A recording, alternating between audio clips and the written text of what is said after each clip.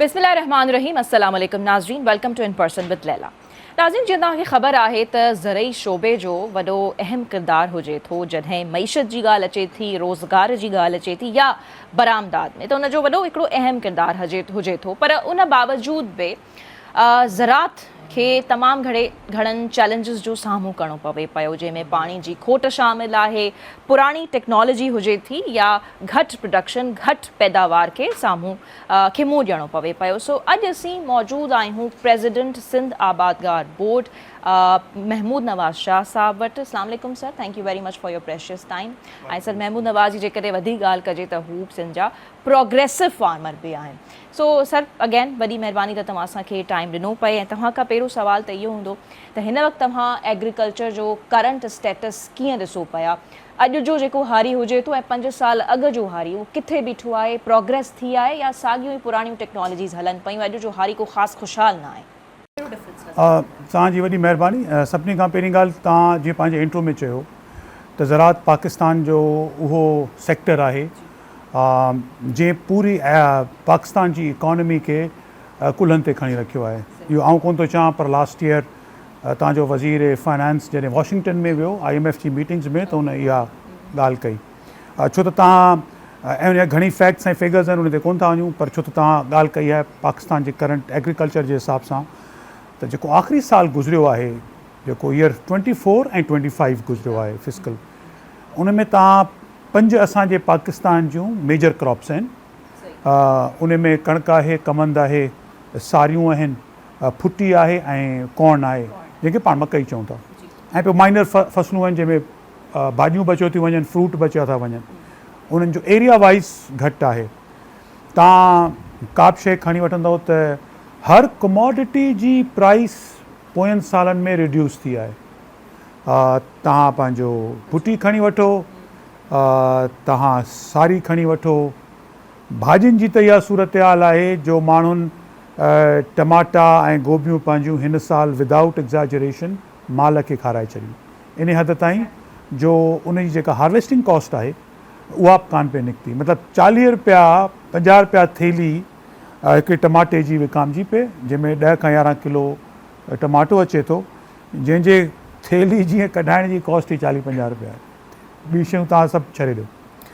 सो उन हिसाब सां ॾिसो। वरी अचो तव्हां प्रोडक्शन जे हिसाब सां, त प्रोडक्शन में पोएं साल इहे जेके मूं कमोडिटीज़ जा नाला वरिता इन खे रिपीट कोन था करियूं, पर इन जी प्रोडक्शन बि रिड्यूस थी आहे।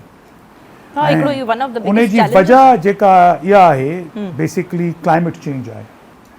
ॿियूं वजहूं आहिनि, पर मेन वजह क्लाइमेट चेंज आहे, जंहिंजी जेके एक्सेसिव टेम्परेचर्स आहिनि, एक्सेसिव रेनफॉल आहे इन सर्टन पीरियड्स।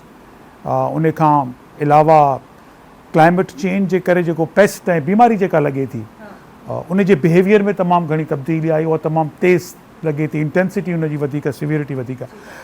ऐं जेके असांजा पंहिंजा सिस्टमिक ऐं पुराणा क्रॉनिक इशूज़ जेके तव्हां ॻाल्हि कई, उन में ॿिज जो प्रॉपर न हुजणु, दवाऊं ख़राबु हुजणु, सीड क्वालिटी, ॿिज जो पंहिंजो तव्हांजे पेस्टिसाइड्स अडल्टरेटेड हुजणु, फर्टिलाइज़र, कॉस्ट ऑफ इनपुट्स, इन सभिनी शयुनि खे ॾिसंदो तव्हांजी प्रोडक्शन जेका ओवरऑल आहे सा रिड्यूस पई थिए। 91% मिर्चनि जी हिन साल एक्सपोर्ट घटि थी आहे। फुटियुनि जी $1 बिलियन खां वधीक जी इम्पोर्ट थियणी आहे।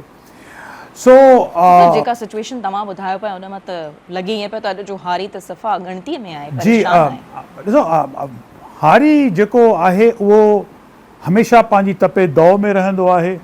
क्लाइमेट चेंज हुजे, सरकार जूं पॉलिसीज़ हुजनि, पर हू पंहिंजी महिनत कंदो रहंदो आहे। अनलाइक बिज़नेस ऐं इंडस्ट्री जेके अरबे ऐं किरोड़नि जा इश्तिहार ॾियनि था, बंदि करण जूं ॻाल्हियूं कनि था, अनटिल एंड अनलेस सरकार अदा असांखे फलाणी मराहत न ॾे, फलाणी मराहत न ॾे, फलाणी मराहत न ॾे, कर्ज़ माफ़ न करे, असीं कमु न करे सघंदासीं।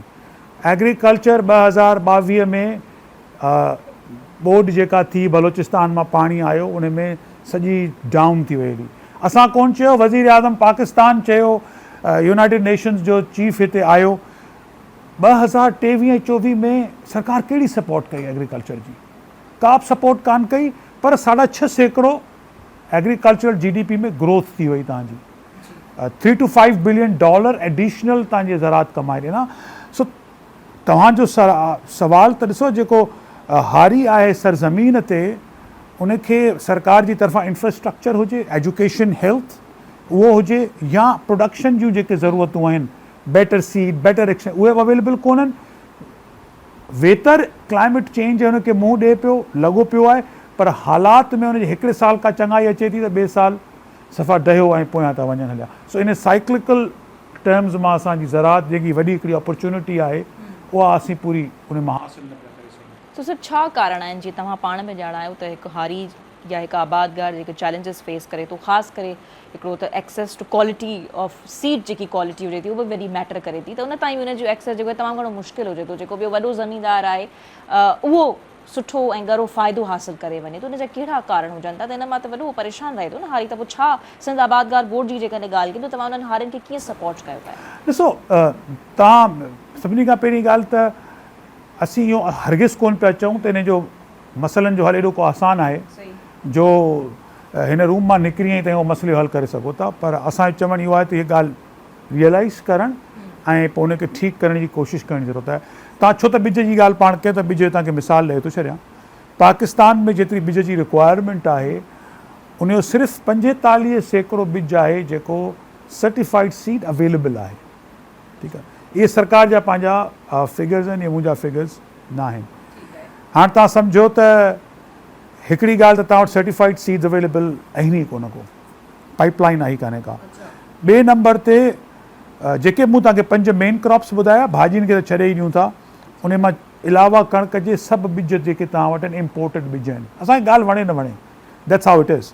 उहे ॿिज पंहिंजा 12 इम्पोर्टेड सीड्स आहिनि। हालांकि सीड्स नीड टू बी उन धरतीअ जा, नॉट बिकॉज़ नेशनलिस्ट आहे त हरू को सिंध जो हुजणु खपे, पर ॿिज खे ट्रेडिशनली चयो वियो वेंदो आहे त उन इलाइक़े जो हुजणु, छो त उहो जेको ॿिज उन इलाइक़े में रिसर्च थी निकिरंदो आहे उहो उन एनवायरमेंट, उन मिटी, उन क्लाइमेट, उन ग्रोइंग कंडीशन्स में ग्रो कंदो, त इन करे उहो बहितरु ॿिज हूंदो आहे। इहा त हालति असांजे ॿिज जी आहे, ॿिज जी प्रोविज़न जी आहे, क्वालिटी ऑफ ॿिज आहे।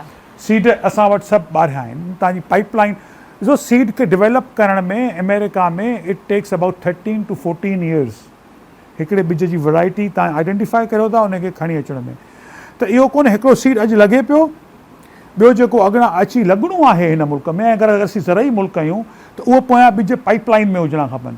असांजी पाइपलाइन में ॿिज कोन्हनि ऐं जेको एडिशनल पूल ऑफ सीड्स आहे उहो बि असांजो मोस्टली जेको आहे सो ॿाहिरियों आहे। वजह इन जी इहा आहे त असांजी गवर्नमेंट ॾिसो डिवॉल्व करे छॾियो 18th अमेंडमेंट खां पोइ सूबे में अची वियो हलियो, सूबे में बि अची वियो हलियो, वफ़ाक़ बि काफ़ी इक़दाम करे पियो, पर हुकूमत में तमामु घणी कन्फ्यूजन आहे त असांखे ज़रात में करिणो छा आहे। Absolutely not clear. ऐं उन जी तव्हां मिसाल ॾिसो, पोएं साल हू त हारी कार्ड आणनि था ऐं रोज़ अची करे वेही बयानु ॾियनि था त असां त ही पंहिंजो मेजर ट्रांसफॉर्मेशन एग्रीकल्चर सेक्टर में आणणु वञूं था, हारी कार्ड जे ज़रिए एडिन सब्सिडीज़ जे ज़रिए वॾी ट्रांसफॉर्मेशन अची सघे पई। हा ॾिसो, इहो तव्हांजो सुवालु सुठो आहे। ऐं सिर्फ़ु तव्हांखे हिकिड़ो मिसाल ॾियां सरकार जी कन्फ्यूजन जो, and then will come to the interventions of the government. ॾिसो, पोएं साल कणिक हुकूमत सिंध रेट तय कयो, हुकूमत पंजाब रेट तय न कयो, वफ़ाक़ तय न कयो। हुकूमत सिंध 9 लख टन कणिक ख़रीद कई, हुकूमत पंजाब हिकिड़ो दाणो कणिक जो ख़रीद न कयो, न उन रेट खे इंश्योर कयो। ऐं तव्हां ॾिसो हिन मुल्क में कन्फ्यूजन क्रिएट थी। हिन साल छा थियो जो हिन साल तव्हांजे कणिक जो कंहिं बि रेट तय न कयो ऐं कणिक जी क़ीमत 4000 खां किरी वञी 2100-2200 ते अची वई हली 2024 जनवरी खां वठी। इवन एज़ वी स्पीक अॼु बि रेट 2100 आहे। Cost of production has almost doubled in last 3 to 4 years। 1700 रुपए यूरिया जी बोरी हिन वक़्तु 4500 रुपए जी बोरी।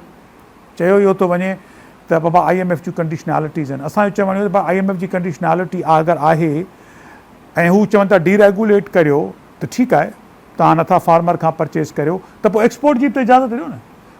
Y I am saying it's confusion त अगरि गवर्नमेंट डीरेगुलेशन जी तरफ़ वञणु थी चाहे त पोइ सभु उहे शयूं जेके डीरेगुलेशन जो हिसो आहिनि उहे खणनि न। हालांकि ॿाहिरियनि मुल्कनि में जेके शयूं अचनि थियूं सब्सिडाइज़ थियूं अचनि, पर असीं चऊं था पोइ मार्केट त खोले न, पोइ फबे आहे असांजी क़िस्मत। जेका तव्हां जिन इंटरवेंशन जी तरफ़ ॻाल्हि कई त आधार हारी कार्ड थो अचे, ॾिसो सभिनी खां पहिरीं ॻाल्हि त इहो हिकु सुठो क़दम आहे, हारियुनि जी रजिस्ट्रेशन, फार्म जी रजिस्ट्रेशन, उहो सुठो क़दम आहे। पर 2025 जी मार्च में वेठा उहो कमु हलंदड़ आहे, उन में अञा का ख़ासि एॾी मूवमेंट न थी आहे। केतिरा परसेंटेज ऑफ फार्मर्स तव्हां उन सां टारगेट करे सघंदव, ठीकु आहे, दैट्स वन थिंग। ॿी ॻाल्हि त हारीअ खे त तव्हांखे एग्रीकल्चर में प्रोड्यूस कराइणो आहे न, त तव्हांखे जेके प्रोडक्शन जूं मेन शयूं आहिनि उहे बि त दुरुस्त करणियूं आहिनि न। हीअ त सुठी शइ आहे, टारगेटेड सब्सिडी ॾींदो छा, इट्स वेरी गुड। सब्सिडीज़ असल हारियुनि ताईं वञी करे पुॼनि बि त सही न। अगरि हारी कार्ड ठहियो ऐं उहो अप्रोप्रिएटली मिली वियो त it's a good thing and we appreciate हारियुनि ताईं पुॼे बि सही ऐं पुॼे ऐं हुन में तपेदार ऐं ॿिया ऑफिसर नड़ा विच में न अचो। अगरि डायरेक्ट हैंड्स फ्री ऑपरेशन आहे, तव्हां ॾिसो ATM हिन हालत इहा त ATM में वञनि था खणण त उहो जेको चौकीदार बीठल आहे 200 त उहे ॿार वठी थो छॾे, बट दैट सैड हीअ सुठी शइ आहे। ऐं अगरि इहा थियो थी वञे त इहा टारगेटेड सब्सिडी इहा सुठी आहे। That does not how ever mean त जेका तव्हांखे शइ प्रोड्यूस करणी आहे, प्रोडक्शन जा हालात बहितर करणा आहिनि, वैल्यू एडिड क्रिएट करिणो आहे, एक्सपोर्ट इम्पोर्ट पॉलिसी करणी आहे, वाटर एफिशिएंसी क्रिएट करणी आहे, उनजी का ज़रूरत कान पवंदी। हीअ तव्हां मार्जिनलाइज़्ड फार्मर्स खे सपोर्ट कंदव, that's absolutely correct. What about the other farmers, what about the agricultural economy, उहे सवालात जा जवाब जेके आहिनि उहे मिसिंग। सही सो हिते इजाज़त ॾिजो त शॉर्ट कमर्शियल ब्रेक वठां। काफ़ी इंपॉर्टेंट डिस्कशन हले पई सर महमूद नवाज़ शाह साहब सां हारियुनि जे मसइलनि बाबति, आबादगारनि जे मसइलनि बाबति, हिन वक़्तु कहिड़ा उन्हनि खे दरपेश चैलेंजिस आहिनि ऐं छा सॉल्यूशन निकिरी सघे पियो, किथे कंफ्यूजन्स आहिनि, कहिड़ियूं कंफ्यूजन्स आहिनि। So very important discussion going on. नाज़रीन हिते शॉर्ट कमर्शियल ब्रेक वठंदासीं ऐं ब्रेक खां पोइ क्विकली हाज़िर थियूं था।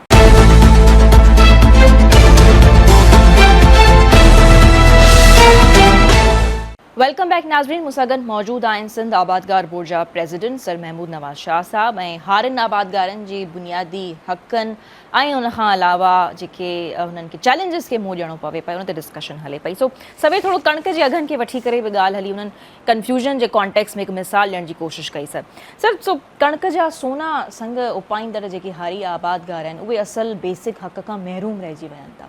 यानी लॻे ईअं पियो त जेको वॾो वापारी आहे उहो अरबपति थी वञे थो ऐं नंढो आबादगार या नंढो हारी उहो कखपति थी वञे थो।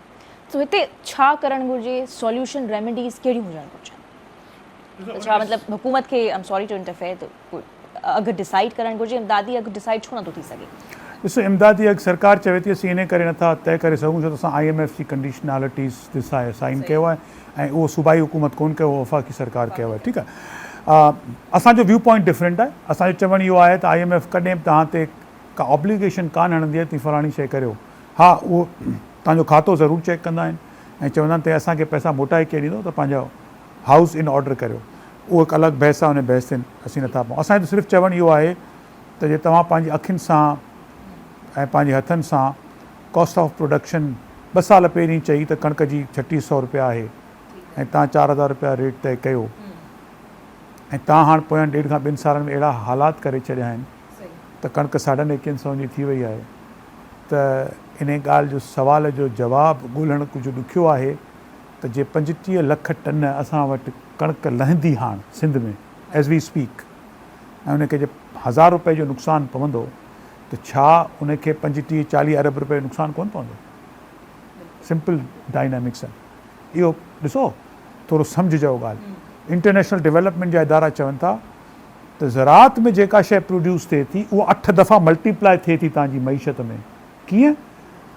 कणिक थिए थी, ॿोरी खणण वारो ॿोरी थो खणे, गाॾी खणण वारो गाॾी थो हलाए, पोर्ट ते वञे थी या तव्हां इंडस्ट्री में वञे थी, साॻी कणिक जी वैल्यू एडिशन थिए थी तव्हांजे। उहा 8 दफ़ा माण्हुनि खे रोज़गार 8 टाइम्स इन योर इकोनॉमी तव्हांखे प्रोवाइड करे थी।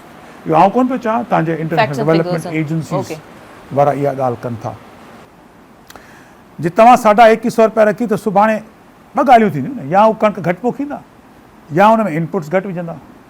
इहा ॻाल्हि थी कान थी सघे ऐं उन ई तव्हांखे कुझु सूरत हाल हिन साल ॾिसण में ईंदी जो तव्हांखे प्रोडक्शन कुझु कणिक जी हिन साल घटि थींदी सिंध में। It's not the only reason त इनपुट्स घटि आहिनि, बट क्लाइमेट चेंज बाए, पाणी जी अवेलेबिलिटी बाए, 2 टे शयूं मिली करे त तव्हांजे ज़रिए मईशत मां पैसा कढंदो। चवण जो मक़सदु इहो आहे तव्हांजी पाकिस्तान जी मईशत ते इम्पैक्ट पवंदो।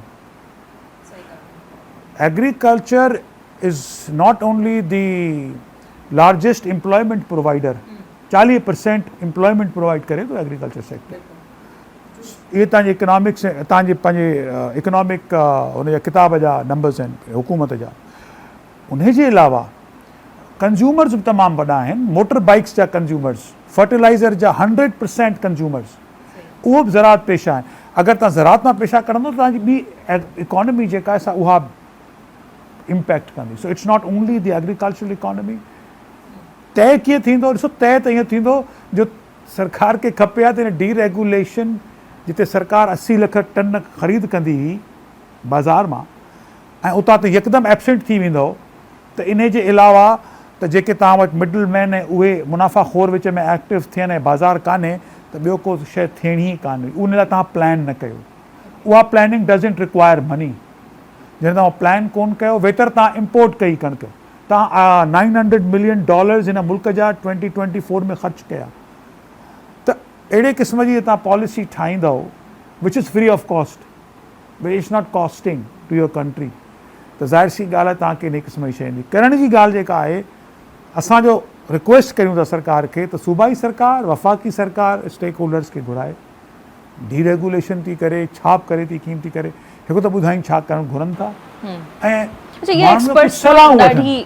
शइ आई आहे एग्रीकल्चर खे वठी करे, त सरकार is not clear enough regarding agriculture sector, त what is their future strategy. This is what I am saying. एदा त खोड़ आर्टिकल्स भी न शइ सां भरियल आहिनि जी वॾी, पर सरकार जो मौक़िफ़ या आम जेको क्रिटिसिज्म थिए थो ऑन एग्रीकल्चर सेक्टर, त भई it contributes very little to direct income taxes, त छा इहो वन ऑफ द रीज़न्स आहे सरकार जी का तवज्जो कोन आहे towards agriculture sector?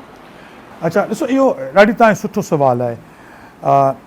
What is argument इहो आहे त since agriculture is 21% of the GDP, so therefore contribution to the taxation should also be 21%.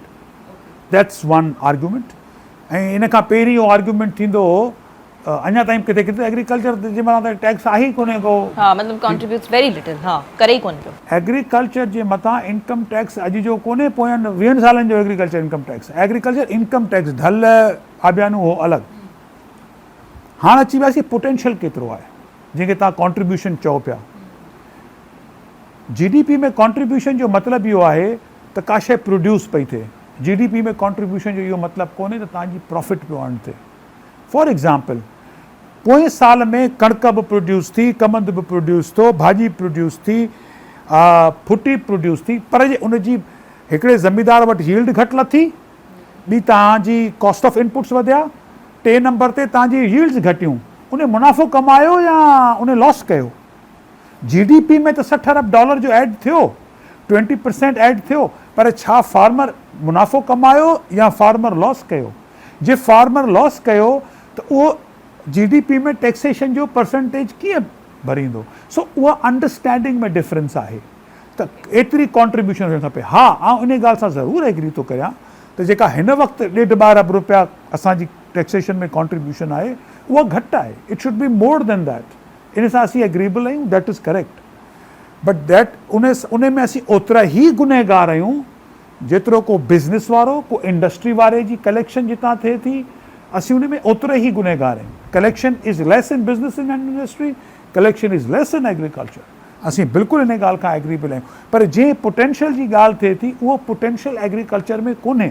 असांजे साम्हूं वेहनि, असांखे सम्झाइनि, असीं ॻाल्हि ॿोल करण लाइ तयारु आहियूं। जॾहिं बाय द वे टैक्सेशन जे मथां गुफ़्तगू थी पए 15-16 साल पहिरीं हिन सूबे में, त Sindh Abadgar board sat with the government and said and also spoke to the farmers, असांखे टैक्स हिन मुल्क में ॾियणु खपे, असीं हिन मुल्क जा शहरी आहियूं ऐं असीं फॉर्मल कमिटी जा मेंबर्स हुआसीं जिन हिन टैक्सेशन जी लॉ जी तरफ़ असां कमु कयो। So we understand our realities, और असां पंहिंजी रिस्पॉन्सिबिलिटीज़ खे सम्झूं था as nationals of this country.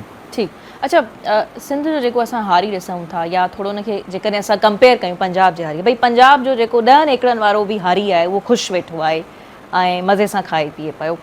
हितां जो हारी एतिरो ख़ुशहाल छो न आहे? मतिलबु कहिड़ा रीज़न थी सघनि था? Again I would like to want you to comment on this. इहो एग्ज़ैक्टली कंपैरेटिव नंबर्स त मूं कोन ॾिठा आहिनि। इज़ इट द टेक्नोलॉजी वधीक ख़ुशहाल नज़र? अच्छा, उते ॾिसो, उते काफ़ी वॾनि इलाइक़नि में ज़मीन तमामु सुठी आहे असांखां, ऐं पाणी जी अवेलेबिलिटी उते असां खां तमामु वधीक आहे. दीज आर टू मेजर त फैक्टर्स. नेचुरल हो थिया न त हू Exactly. इन्हनि शयुनि सां मालामाल आहिनि. ॿी Natural. का टेक्नोलॉजी खे वठी करे या अहिड़े क़िस्म जा के रीज़न्स कोन आहिनि त वधीक ख़ुशहाल आहे ऐं पंजाब जो ॾिसो आहे. कुझु फार्मिंग उते जिदत बि आहे. मिसाल फ्लावर्स प्रोडक्शन आहे, पतोकी हिन एरिया में, पोटेटोज़ में मिसाल पेप्सी ऐं लेज़ अची वियो आहे, जेको न रुगो पोटेटो प्रोड्यूस थो करे पर उहो तव्हां जेको बि ॿाहिरियां पहिरीं इम्पोर्ट कंदा पर उहो पाकिस्तान में प्रोड्यूस करणु शुरू कयो. सो इन हिसाब सां उते इहा ज़रूरु जिदत आहे. तंहिंखां सवाइ सरकार जो वॾी नज़र आहे उते त अगरि किनू जी इंडस्ट्री आहे त उते 250 क़िस्म जूं फैक्ट्रियूं लॻियलूं आहिनि. उते किनू जूं सरगोदा आहिनि हिननि एरियाज़ में, उन जी एक्सपोर्ट में, उते जे प्रोविज़न ऑफ सीड्स में, एग्रीकल्चर एक्सटेंशन में. ॾिसो हिन साल जी तव्हांखे मिसाल ॾियां त हुकूमत पंजाब चयो आहे त अर्ली कॉटन पोखियो त तव्हांखे 25,000 रुपया पर एकड़ हुकूमत पंजाब ॾींदी. इहो ठीकु आहे. हुन चयो पोएं साल 1000 ट्रैक्टर फ्री ॾिना आहिनि हुकूमत पंजाब.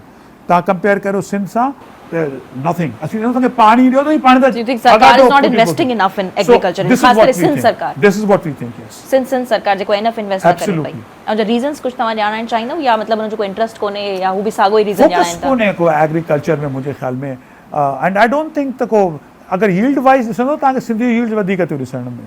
ऑफिशियली सिंधी यील्ड्स कणिक वग़ैरह में वधीक आहिनि, which we don't agree, but these are the official numbers. त हू चवंदा पंजाब जी खां सिंधी यील्ड्स वधीक आहिनि. हालांकि असीं हिन सां एग्री कोन था करियूं पर ऑफिशियल नंबर्स इहे आहिनि. ऐं मुंहिंजे ख़्याल में त असांखे वधीक कमु करण जी इन तरफ़ ज़रूरत आहे. फलकारो ॿिज बसर जो फलकारो ॻोठी सिंध जो आहे पर ॾिसो रजिस्टर वञी पंजाब सीड कॉर्पोरेशन करायो. त अहिड़े क़िस्म में तव्हांखे काफ़ी सूरत हाल ॾिसण में ईंदियूं जिते तव्हांखे उते बहितरी जेका आहे सा ॾिसण में ज़रूरु अचे थी. सही. अच्छा सर, जीअं तव्हां प्रोग्रेसिव फार्मर आहियो, सो हेल ताईं बि ॾिसूं या अञा बि ॾिसूं असां त सिंध में इहा ई रवायती फ्लड इरिगेशन थिए पई. सो कहिड़ा रीज़न्स आहिनि ऐं उन बारे में तव्हांजो छा ख़्यालु आहे त मॉडर्नाइज़ेशन जी तरफ़ कीअं असां वञी सघूं पिया? हिकिड़ो त मूंखां तमामु सुठा प्रोग्रेसिव ग्रोवर्स आहिनि, असीं पाण उन्हनि खां सिखंदा आहियूं. ॿिए नंबर ते जेका तव्हां फ्लड इरिगेशन जी ॻाल्हि कई त तव्हांजी ॻाल्हि बिल्कुलु दुरुस्त आहे. न रुगो सिंध पर पाकिस्तान में हिन वक़्तु असांखे फ्लड इरिगेशन खां चेंज करिणो पवंदो. ऐं दुनिया में पाणी जी जेका प्रोडक्टिविटी, पाणी जी एफिशिएंसी पर क्यूबिक मीटर ऑफ केजीस जेको असीं प्रोड्यूस करियूं था उहो हिंदुस्तान खां बि घटि आहे. असीं 0.13 केजीस पर क्यूबिक मीटर प्रोड्यूस करियूं था. हिंदुस्तान असां खां तक़रीबन 1.5 पैदा करे थो साॻी पाणी सां. चीन ऐं अमेरिका जी त ॻाल्हि तव्हां छॾे ई ॾियो. इन जो इहो ई मतिलबु आहे त असां पाणी जे इस्तेमाल खे बहितर करिणो आहे. इहो न रुगो सिंध पर पाकिस्तान खे फोकस करणु खपे. इहो एॾो आसान कोन्हे को. फ्लड इरिगेशन मां चेंज करण जो मतिलबु आहे तव्हां या ड्रिप करियो या स्प्रिंकलर्स करियो. सो उहे सिस्टम्स प्लग एंड प्ले कोन्हनि जो तव्हां आणे ऐं शुरू थी वञो लिया. It's a total different agricultural practice. हिकिड़ी मिसाल ॾियां त तव्हां जॾहिं ज़मीननि खे फ्लड मां तव्हां ड्रिप में चेंज कंदव त उहे सॉल्ट्स मथे था अचनि.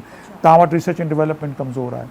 उन ट्रांज़िशन पीरियड में कहिड़ियूं कहिड़ियूं शयूं आहिनि जेके तव्हांखे करणियूं आहिनि, उहे अप्रोप्रिएटली तव्हां फार्मर खे पैकेज करे न ॾींदव त उहो फार्मर खे अडॉप्ट करण में तकलीफ़ थींदी. ऐं पोइ चवंदा टेक्नोलॉजीज़ ख़राबु आहिनि. There is nothing wrong with the technology, पर उहो प्रॉपर एडॉप्शन जी जेका आहे सा शइ जेका सा असां उहा न प्रॉपर मेथड न फॉलो कंदासीं त उहा कान थींदी. लास्ट ॻाल्हि जेका मैकेनाइज़ेशन जी ॻाल्हि थी वेंदी आहे, it's per as part of the technology. Pakistan में 0.5 असांजो आहे horse power per hectare. Hindustan is 1.5 horse power per hectare. त असीं हिंदुस्तान खां 1/3 ते आहियूं मैकेनाइज़ेशन जे में. जे तव्हां असांजे ट्रैक्टर जी बि शिकिल ॾिसंदव त उहो जीअं 70-80 खां वठी जीअं ट्रैक्टर हलियो पिए उन शिकिल ई सूरत ई तब्दील कान थी, इंजन ई तब्दील कान थी आहे. वेरे तव्हां ट्रैक्टर रुगो गूगल ते कंदव त उहे ट्रैक्टर त हीअ ट्रैक्टर आहे या खलाई मशीन आहे का आहे. ऐं असांजो ट्रैक्टर ॾिसंदव त चवंदव हीअ ट्रैक्टर ईअं को म्यूज़ियम में रखण जो tractor. So I think technological interventions require lots of policy and attention. ठीक है सर, मूंखे इजाज़त ॾियो. क्विक शॉर्ट कमर्शियल ब्रेक वठां. ब्रेक खां बाद में नाज़रीन कुझु पैटर्न्स बाबति ॻाल्हि कंदासीं त हेल ताईं रबी ख़रीफ़ जी जॾहिं असां ॻाल्हि कयूं था त साॻा ई ओल्ड क्रॉपिंग पैटर्न्स जेके आहिनि उहे फॉलो कया वञनि था त उन्हनि खे तब्दील करणु कंहिंजी ज़िम्मेवारी आहे, इहो सभु डिस्कस कंदासीं राइट आफ्टर शॉर्ट कमर्शियल.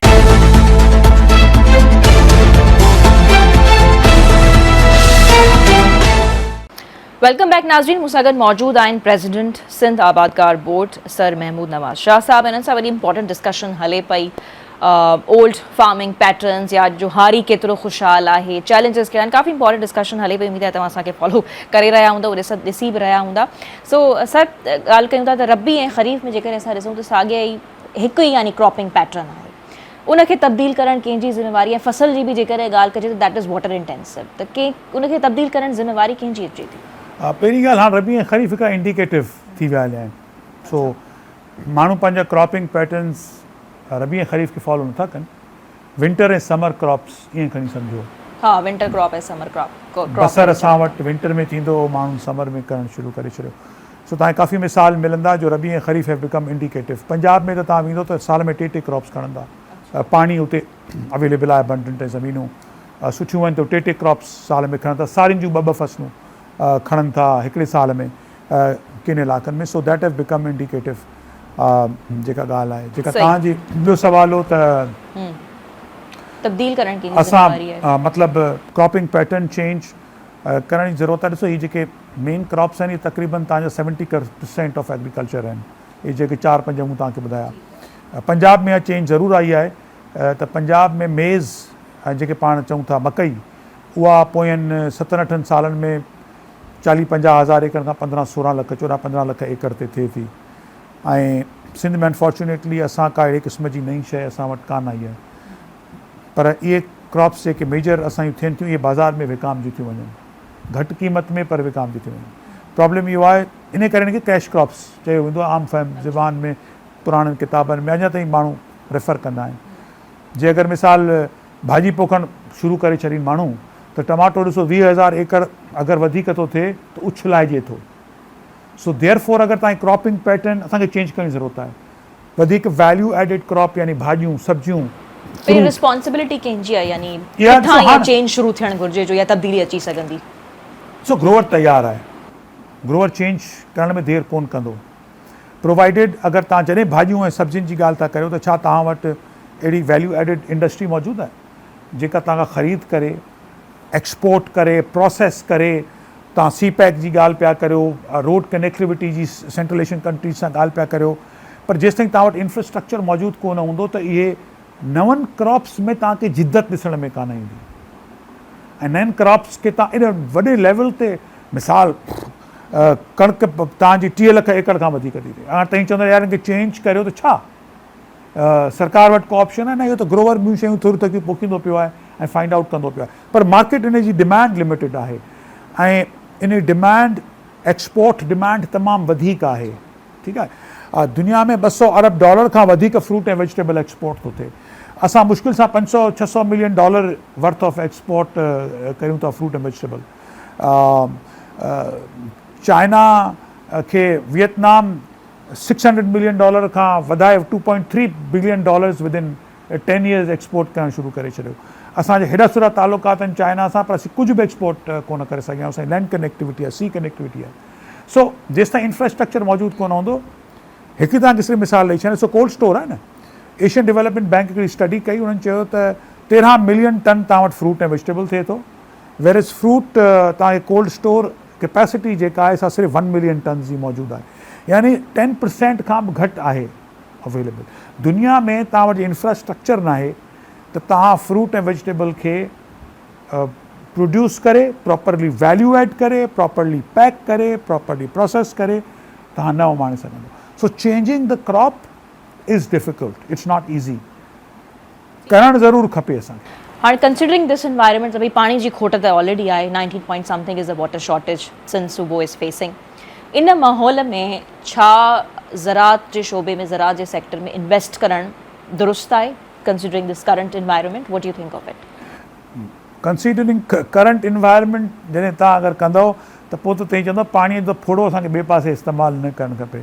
जे तव्हां असीं ॻाल्हायूं पिया त इरिगेशन डिपार्टमेंट लिखियो आहे त कहत जहिड़ी सूरत हाल आहे, ड्राउट जो इस्तेमालु कयो आहे। लाहौर में कोर्ट ऑर्डर कयो आहे त गाॾियूं धोअणु बंदि करियो। हिन मुल्क में असां इहे ॻाल्हियूं न ॿुधियूं हुयूं त करंट सूरत हाल त अप्रैल में त पाण वेठा आहियूं ऐं एक्सटेंसिव शॉर्टेज आहे। अप्रैल में पाणी जी 12,000 क्यूसेक जी जाइ ते अॼु 3 खां 4,000 क्यूसेक हिकिड़े तव्हांजे रोड़ी केनाल में हले पियो, सेम नारा सेम दादू में त उन खां बि घटि आहे, माना तव्हां 1/3 पाणी बि अवेलेबल नथो न हिन वक़्तु एज़ वी स्पीक। इन पाकिस्तान जे पाणी जे बरसातूं अॻ में ई घटि पयूं आहिनि। हा ॾिसो उहो त हिकिड़ो जनरल थी वियो न। पाकिस्तान जो 92% पाणी हिन वक़्तु ज़रात लाइ इस्तेमालु थिए थो। वाइल आउं पाण एग्रीकल्चर सां तालुक़ु रखां थो, पर असांजो चवणु इहो आहे त हिन वक़्तु जे अगरि तव्हां नवां केनाल खोटींदव, उहो सिंध में खोटियो या कंहिं बि जाइ ते अगरि खोटियो था, नई ज़मीन कमांड में आणींदव, माना 92 खां वधीक पाणी तव्हां इस्तेमालु में आणींदव, त तव्हां वटि हिकु त हेॾो पाणी मौजूदु कोन्हे, ॿियो तव्हांखे पाणी पीअण जो ई मौजूदु न थींदो। दुनिया में एग्रीकल्चर जे लाइ 70 खां 75% पाणी इस्तेमालु थींदो। असां ऑलरेडी 92% पाणी इस्तेमालु करियूं था। पाणी ऐं उहो पाणी तव्हांजो मुतवातर रिड्यूस पियो थिए, जेको तव्हां वटि रिवर इंडस जो पाणी हो उहो मुतवातर रिड्यूस पियो थिए। त इन में का रॉकेट साइंस कान्हे का, जो लैपटॉप ते वेही के माण्हू डिफिकल्ट डिस्कशन कनि। So it's not a good time to invest. I think not even a time, but असां त हर पॉलिटिकल पार्टीज़ खे चऊं पिया त ख़ुदारा पाणीअ जे लाइ विजन डेवलप करियो नेक्स्ट 20 years लाइ। एग्रीकल्चर में 92% पाणी यूटिलाइज़ करे त ॿीणी प्रोडक्शन करे सघो था। तो ये अभी हुननि वटि क्लैरिटी न आहे न, जीअं सवेर पाण ॻाल्हि कयूं पिया। Absolutely. असां वटि छा आहे, या डैम ठाहियो या केनाल ठाहियो, पाणी लभे न तव्हां। अच्छा ॿी discussion is another aspect to it. तव्हां चओ था त पाकिस्तान एनवायरमेंटली इम्पैक्टेड कंट्री आहे, असांखे पैसा ॾियो, दुनिया सॼी में पैसा घुरो पिया, वज़ीर आज़म चए पियो किस्तो खणी घुमा पियो। ॿिए तरफ़ तव्हां एनवायरमेंट खे डिग्रेड करण जा पाण इक़दाम करियो पिया। when you're cutting down river Indus, when you're cutting down water in Jhelum and taking it to desert, उहो पाणी तव्हां कंहिंजो पिया करियो। पाइप अचे पियो मूं वटां, तव्हां वटि पाणी अचे पियो, ठीकु आहे, तव्हां अधु गिलास पाणी जो पियो था। आउं चवां थो न यार, आउं तव्हांजो पाणी खणां थो वधीक, कहीं घोड़ा कंदो न, मूंखे मिले ई अधु गिलास थो, इन पाइप मां पाणी अचे थो, केतिरो बि खणंदे 2 ढुक खणंदे पाणी त मुंहिंजो खुटंदो न। So the pipeline is same. अगरि तव्हां डेज़र्ट खे आबाद करण जो सोचियो, this is a disaster for the country, this is a disaster for the country. World bank 15 ॾींहं पहिरीं इस्लामाबाद में चयो आहे त अगरि एडिशनल एग्रीकल्चरल लैंड आणींदव त अलावा इन जे कंहिं ॿिए जो पाणी खणी तव्हां उनखे ॾियो, there is no other water in Pakistan and it doesn't require lot of science to discuss this. ऐं तंहिं में 250 अरब रुपया हिन ग़रीब मुल्क जा ख़र्च करण लॻायो। So I think it's waste of money and it's a disaster for Pakistan, and I think मुल्क में जेके माण्हू अगरि मोहबत कनि था मुल्क सां, त इन खे वरी रीथिंक कनि ऐं सोचीनि इन ॻाल्हि खे। सो हाणे इहो चवणु दुरुस्त रहंदो या तव्हां इन मुंहिंजे सवाल खां अग्री कंदा त हाणे जेको आहे ज़रात मुनाफ़ा बख़्श सेक्टर न रहियो आहे, मतिलबु उन मां फ़ाइदो असांखे कोन मिली सघे पियो। हिकिड़ी ॻाल्हि ज़हन में रखिजो, एग्रीकल्चर नॉट काफ़ी स्टेटमेंट्स बि ईंदा रहंदा आहिनि त भई हाणे को फ़ाइदो कोन्हे को। Not in only in Pakistan, Hindustan जहिड़ो मुल्क जिते केतिरियूं सब्सिडीज़ मिलनि थियूं, असांखां कॉस्ट ऑफ प्रोडक्शन हुननि जी तक़रीबन 1/4 ऐं हाफ आहे। टाइम कोन्हे त एग्ज़ैक्ट क़ीमतूं ॿुधायां, यूरिया आहिनि सभिनी शयुनि जूं। उते अॼु बि माण्हू ख़ुदकशियूं कनि था farmers.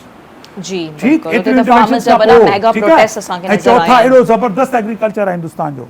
Same goes for America जहिड़े मुल्क में हैवी सब्सिडीज़ आहिनि एग्रीकल्चर खे। सो एग्रीकल्चर हूअं ई डिफ़िकल्ट सब्जेक्ट आहे। ऐं आउं सम्झां थो पाकिस्तान जो ज़रात खे तमामु वॾी रेज़िलियंस आहे।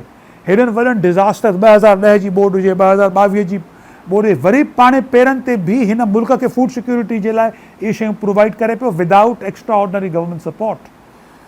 हा, मुनाफ़े बख़्श कोन्हे, कॾहिं मुनाफ़ो थिए थो, कॾहिं मुनाफ़ो कोन थो थिए, पर अंडरस्टैंडिंग त को हिते को अंबनि जी जाइ ते डॉलर थिए थो ऐं केले जी जाइ ते यूरो निकिरे थो, वणनि मां जेको वञी हारी पटीनि था, that is wrong understanding and assumption. It's a very difficult business, ऐं पाकिस्तान में it's more difficult under the climate change scenario. It's not me saying it, is again more challenging and more difficult. पर तव्हां सलाह मशवरो छा ॾींदो असांजा नौजवान उन्हनि खे इन तरफ़ अचणु घुरिजे, इन्वेस्ट करणु घुरिजे, कंसिडरिंग द करंट एनवायरनमेंट या सिचुएशन? आउं त चवंदुसि त हिन मुल्क जो ॿुधाए छो त मुनाफ़ो बख़्श कोन रहियो आहे जेको एडिशनल, अगरि हिन मुल्क जो जियापो कंहिं शइ में आहे, ऑफकोर्स इंडस्ट्री, IT, इहे सभु इम्पोर्टेंट फील्ड्स आहिनि। पर एग्रीकल्चर पर्टिकुलरली, पर एग्रीकल्चर असांजो विल continue to remain in a short term and medium term as the backbone. It still provides employment to the people ऐं मुंहिंजे ख़्याल में नौजवाननि खे ज़रूरु पढ़णु लिखणु खपे ऐं अगरि केरु ज़राअत सां लाॻापियल आहे त उनखे ज़राअत में जिद्दत ऐं प्रोग्रेसिवनेस आणे ऐं ज़रूरु कमु करणु खपे। पर उहो कीअं प्रोग्रेसिवनेस आणींदा? ऑलरेडी तव्हांखे इलाही सारियूं शिकायतूं कंप्लेंट्स आहिनि हुकूमत खे वठी करे त का सपोर्ट कोन आहे, त हिकिड़ो नौजवान उहो कीअं इन्वेस्ट करण जो सोचे सघे? सो देयरफॉर तव्हां ॿाहिरि ॾिसंदो there is lot of brain drain in agriculture, ठीकु आहे, माण्हू छॾियो पिया वञनि।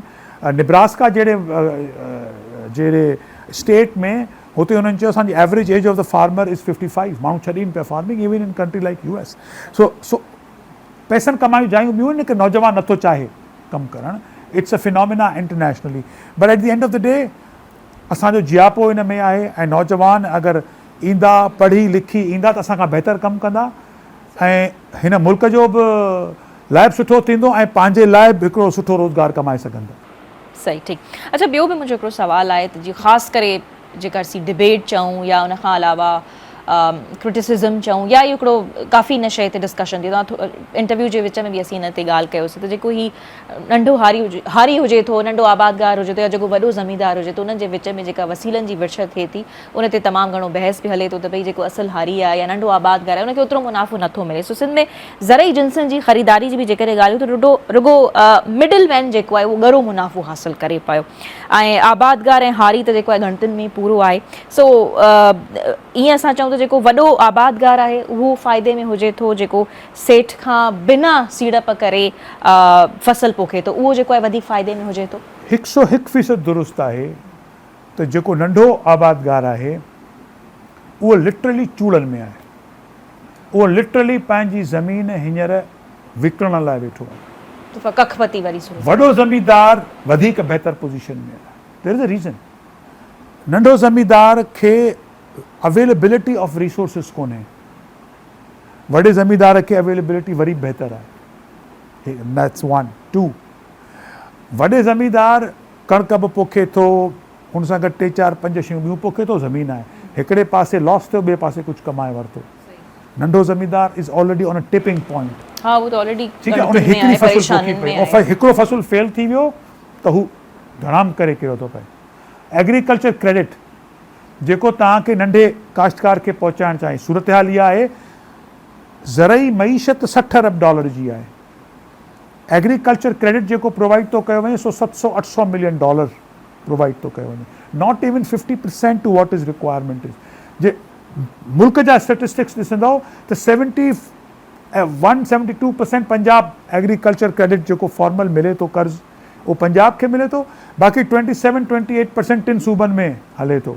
सिंध जो कॉन्ट्रीब्यूशन इन एग्रीकल्चर इज़ 22%, पर agriculture credit allocation is not more than 15 to 16%, उहो पूरो डिस्पर्स कोन थो थिए। चवणु छा पियो चाहियां, चवणु इहो पियो चाहियां त इहे सभु सपोर्ट वारियूं शयूं आहिनि for a small farmer to survive, for a marginal farmer to survive.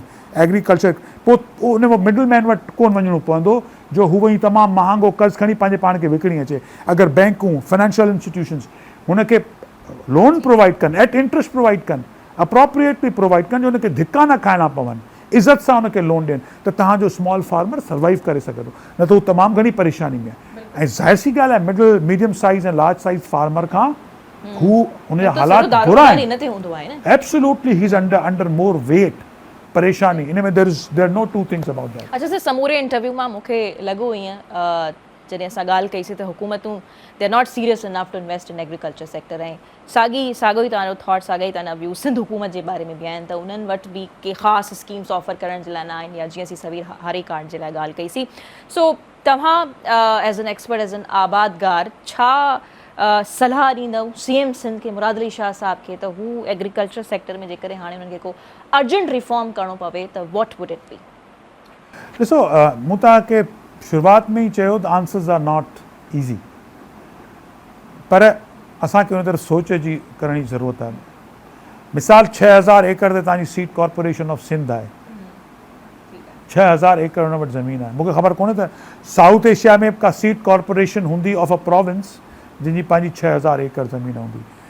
Utilise कनि, उन अगरि मूंखां चवंदो एडवाइस वठो, उते ॿिज, उतां सिंध लाइ ॿिज खणी अचनि, प्रॉपर ॿिज खणी अचनि।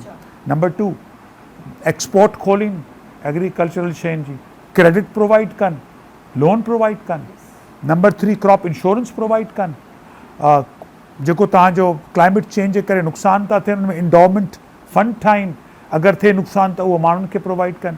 तंहिंखां सवाइ तव्हां रिमोट सेंसिंग ऐं जेका स्मार्ट टेक्नोलॉजी आहे उहा तमामु ज़बरदस्त थी वई आहे, आसान थी वई आहे ऐं सस्ती थी वई आहे।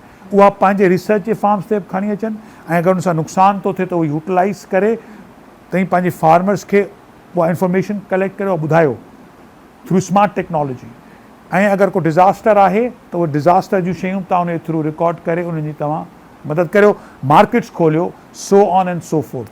Thank you very much sir for your precious time. So नाज़रीन असां सां गॾु मौजूदु हुया सिंध आबादगार बोर्ड जा प्रेसिडेंट सर महमूद नवाज़ शाह। उन्हनि सां असां तमामु घणी इंपॉर्टेंट डिस्कशन कईसीं ऐं निचोड़ इहो निकितो समूरे इंटरव्यू मां त सरकार ख़ासि सीरियस न आहे एग्रीकल्चर सेक्टर खे वठी करे हिकिड़ी क्लियर एग्रीकल्चरल ग्रोथ स्ट्रैटेजी हुननि खे ठाहिणी पवंदी ऐं पंहिंजी प्रायोरिटीज़ में बि हिकिड़ी क्लैरिटी आणण जी अशद ज़रूरत आहे सरकार खे। सो बहरहाल प्रोग्राम जो वक़्त ते पुॼाणी ते पहुतो। वधीक तव्हां सां मुलाक़ात थींदी ईंदड़ हफ़्ते। पंहिंजो फीडबैक ॾियणु असांखे हरगिज़ न विसारींदा। अला।